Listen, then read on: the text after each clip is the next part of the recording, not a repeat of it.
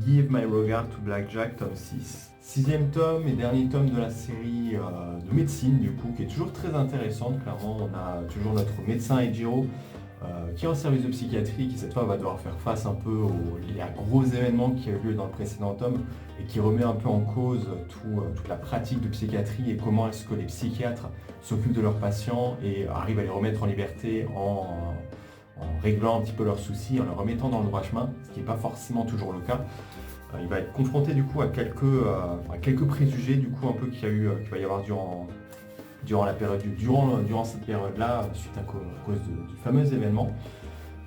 Ejiro va essayer pas mal de se poser des questions, va essayer de faire changer un peu les choses, mais il va voir que il va pas forcément faire grand chose non plus dans son service. Il va pouvoir un peu s'occuper des patients, essayer de les rassurer et tout ça, mais ce sera plus l'opinion publique et la politique qui sera un peu mise en jeu. On va voir par exemple ici un personnage, cette case représente parfaitement bien ce passage, où il y a un personnage qui était du coup Psycho qui est sorti de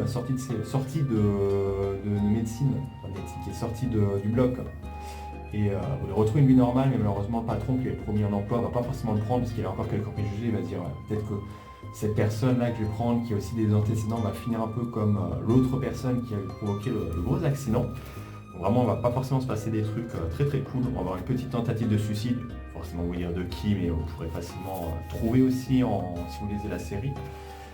Pas mal d'articles de journaux en vrai qui vont un peu être mis en avant avec pas mal de documents de documentation. Je trouve ça vraiment quelque chose de très intéressant avec pareil des pages, je vous montre un peu une page comme ça sans contexte, mais elle a vraiment une grande.